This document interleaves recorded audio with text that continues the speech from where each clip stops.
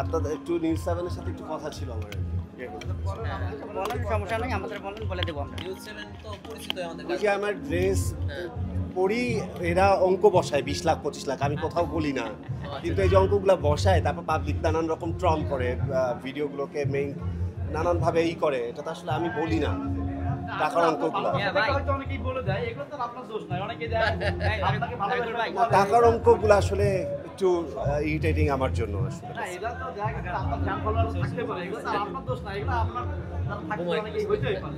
কাজে দেখা গেছে না, অনেকেই তো সব জায়গায় তার কাছে দিয়ে দেয় যে লাখ টাকার পোশাক পরে আসছে দিতে। আচ্ছা তাই আমরা হ্যাঁ ঠিক আছে ভাইয়া, একটু জানতে চাই অ্যাওয়ার্ড প্রোগ্রামে এসেছেন এবং অ্যাওয়ার্ড পেয়েছেন, কেমন লাগছে এবং কোন কাজের জন্য অ্যাওয়ার্ডটা আসলে পেলেন? আমি ফ্যাশন কোরিওগ্রাফার হিসেবে পেয়েছি এবং এই মাসে কন্টিনিউয়াসলি অনেকগুলো অ্যাওয়ার্ড আমার ঘরে ঢুকেছে এবং আরও 2টা অ্যাওয়ার্ড সামনে আছে এই মাসেই। সো সব কিছু মিলিয়ে একটা অ্যাওয়ার্ডের সিজন যাচ্ছে এবং সেই অ্যাওয়ার্ডগুলোতে প্রত্যেকটা অ্যাওয়ার্ডেই আমাকে মনোনীত করার জন্য, আমাকে অ্যাওয়ার্ড দিয়ে সম্মানিত করার জন্য আমি সত্যি অনেক কৃতজ্ঞ এবং আনন্দিত। এবং অ্যাজ ওয়েল অ্যাজ আজকের এই লাবণ্য অ্যাওয়ার্ডে আমাকে ফ্যাশন কোরিওগ্রাফার হিসেবে এই অ্যাওয়ার্ডটি দেওয়ার জন্য আমি লাবণ্য অ্যাওয়ার্ডের সংশ্লিষ্ট সকলকে অনেক অনেক ধন্যবাদ এবং কৃতজ্ঞতা জানাচ্ছি। আমরা দেখছি পরপর অনেকগুলো অ্যাওয়ার্ড অনুষ্ঠান হয়ে গেল, সবগুলোতেই আপনার উপস্থিতি লক্ষ্য করা যাচ্ছে। এটা কি বলে আমি মানে ফ্যাশন কোরিওগ্রাফার হিসেবে কি আপনি জনপ্রিয়তার শীর্ষে চলে যাচ্ছেন কিনা? এটা তো আপনারা বলবেন, এটা তো আমি জানি না, এটা হলো আমার সৃষ্টিকর্তার দান। সৃষ্টিকর্তা যখন চান কাউকে সম্মানিত করবেন তখনই সেই মানুষটা সম্মান অর্জন করেন। তো আমি চেষ্টা করছি, আমি এখনও এই সফলতার জন্য হাঁটছি, দেখি কত দূর যেতে পারি। একটা প্রশ্ন শুরুতে যেটা উঠে এসেছিল যে একটা নিউজকে কেন্দ্র করে বললেন পোশাকের দাম লিখে দেয়। আমরা জানি আপনি এক ড্রেস দ্বিতীয়বার পরেন না এবং সেক্ষেত্রে আপনার কালেকশন অনেক ড্রেস আছে আমরা জানি। আজকে একটি অ্যাওয়ার্ড প্রোগ্রামে এসেছেন, যদি একটু বলতেন এটার কেমন মূল্য হতে পারে? আমার এটার মূল্য প্লিজ আপনাদের কাছে আমার অনেক অনেক বিনয়ের সাথে আমি জানাচ্ছি যে আপনারা প্লিজ আমার পোশাক আশাক নিয়ে লিখেন বা পোশাক আশাক নিয়ে আপনারা চর্চা করেন, ইউজ করেন, আমি খুবই হ্যাপি। কিন্তু আমি কখনো কোথাও আমার পোশাকের দাম বলি না, মূল্য বলি না। আপনারা এই দাম বসিয়ে দেন, দাম বসিয়ে দেওয়ার পরে পাবলিকের মধ্যে একটু কন্ট্রোভার্সি ক্রিয়েট হয়ে যায়, পাবলিকের মধ্যে একটু উত্তেজনার সৃষ্টি হয়, পাবলিকের মধ্যে একটু তর্ক বিতর্ক হয় যে এটা এত লাখ টাকার ড্রেস, এত লাখ টাকার ড্রেস, অনেকে অনেক অঙ্গভঙ্গি থেকে দেখে।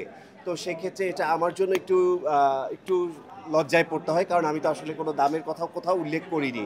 তো আপনারা ভিউর জন্য এই ক্যাপশনগুলোতে দামগুলো বসিয়ে দেন, তো সেক্ষেত্রে আমাকে একটু অনেক কিছুই পোহাতে হয়। তবুও আমি ফ্যানদের ভালোবাসি, কিন্তু আপনারা লিখার আগে বা একটা জিনিস পাবলিশ করার আগে বা একটা পোস্ট করার আগে ডেফিনেটলি একটু শিল্পীটার কথা ভাববেন, সে কি আদৌ বলেছে কি না বা করছে কি করতে চাচ্ছে সেটা একটু বোঝার চেষ্টা করবেন।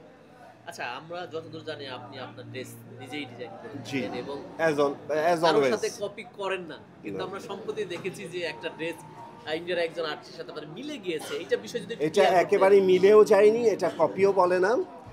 একটা অনুষ্ঠানে আপনি আপনার প্রিয় কোনো তারকার পোশাক পরে আপনি যে কোনো প্রোগ্রামে আপনি যেতে পারেন, এটাও ইতিহাসে হাজার হাজার হাজার আপনি নায়ক বা নায়িকা বা যে কোনো আর্টিস্ট বা যে কোনো মানুষ, ববিতা, শাবানা, সালমান শাহ, দেশের বাইরে সালমান খান, শাহরুখ খান, যে কোনো তারকার প্রিয় একটা লুককে কেন্দ্র করে সেই লুকটাকেই সেট করে সেই লুকের পোশাক রেডি করে একটা প্রোগ্রামে হাজির হতে পারে, এটাকে বলে লুক ক্রিয়েশন।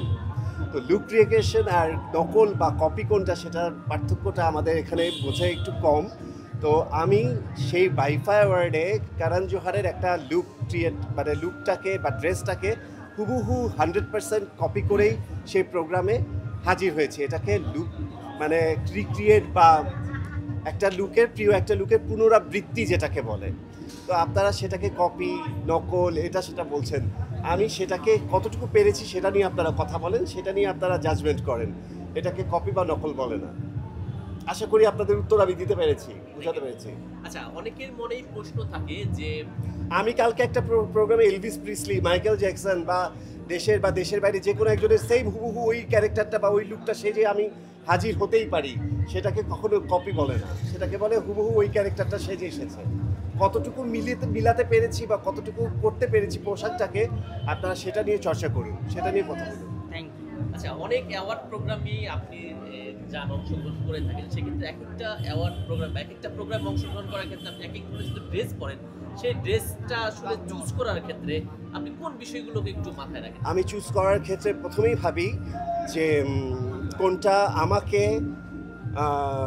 আনন্দ দেবে, কোনটা আমাকে কমফোর্ট জোন থেকে আমাকে কমফোর্টনেস দেবে, কোন প্রোগ্রামের ভেন্যু বা আদার্স প্রেক্ষাপট কীরকম, সেখানে আসলে আমাকে কিভাবে হাজির হতে হবে, আমার অডিয়েন্সরা আজকে আমাকে নতুনভাবে কিভাবে দেখবে, আমার আজকের পোশাক সিলেকশন বা কালার সিলেকশনটা কি হওয়া উচিত, প্রোগ্রামের মান কতটুকু বা প্রোগ্রামটাকে কি করে কেন্দ্রে আমি আজকে অতিথি নাকি আমাকে অ্যাওয়ার্ড দেওয়া হবে নাকি আমি আজকে প্রোগ্রামে পারফর্ম করব, সব কিছু মিলে সব কিছু অ্যাডজাস্ট করেই তবে আমি একটা ড্রেস সিলেকশন করি। আপনার অডিয়েন্সের একটা কমন প্রশ্ন, অ্যাডলফ খান কবে বিয়ে করবে? অ্যাডলফ খান বিয়ে করবেন এটা তো আমার প্রোফাইল দেখলেই সবাই জানে। আমি আশা করছি বছর খানেকের মধ্যেই আমি আপনাদেরকে এই সুসংবাদটা দিতে পারবো। আচ্ছা, অনেকে অ্যাডলফ খানকে স্টাইলিস্ট সম্রাট বলছে, ব্যাপারটা কেমন লাগে? আসলে এক একজন এক এক টাইটেল দিচ্ছে, আমি সবাইকে থ্যাংক ইউ জানাই, কিন্তু আসলে মাঝে মাঝে অনেক টাইটেলগুলো আমাকে একটু বিব্রত অবস্থায় ফেলে দেয়। তবু আমি বলবো যা দিচ্ছে যেটা দিচ্ছে হয়তো বা এটাই হয়তো বা কি বলে স্টারডমের একটা পার্ট। সো আমি কিছু মনে করছি না, আমি প্রত্যেকটা টাইটেলকেই আমি সাদরে